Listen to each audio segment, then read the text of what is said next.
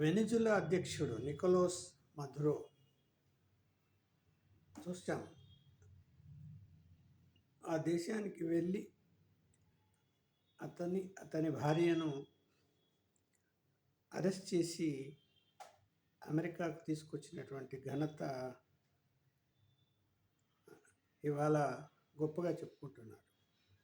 అయితే ఆ విధానాన్ని కూడా అందరూ వ్యతిరేకిస్తున్నారు. ఉండొచ్చు, నేరాలు చేయొచ్చు, కానీ అలా దౌర్జన్యంగా కిడ్నాప్ చేసి తీసుకురావటాన్ని కూడా వ్యతిరేకిస్తున్నారు. సరే, ఏది ఏమైనా అసలు నికోలస్ ఏంటి అంటే ఆయన దాదాపు 13 సంవత్సరాలు అయింది అతను అధికారంలో ఉండబట్టి.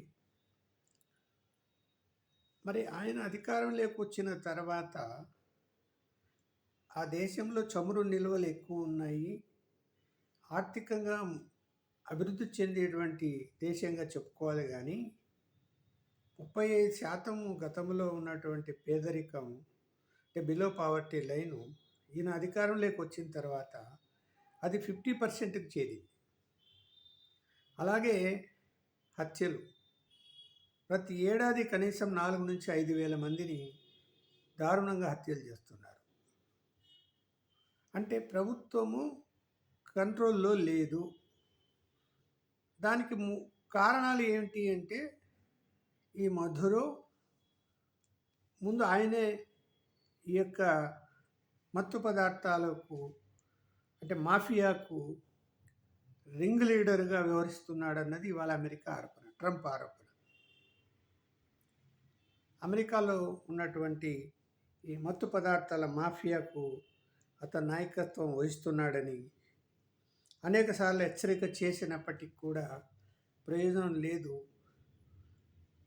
అమెరికా దేశంలో ఉన్నటువంటి మత్తు పదార్థాల విక్రయానికి అతను కారకుడవుతున్నాడు అనేటువంటి కారణం చూపి అతన్ని కిడ్నాప్ చేయడం జరిగింది.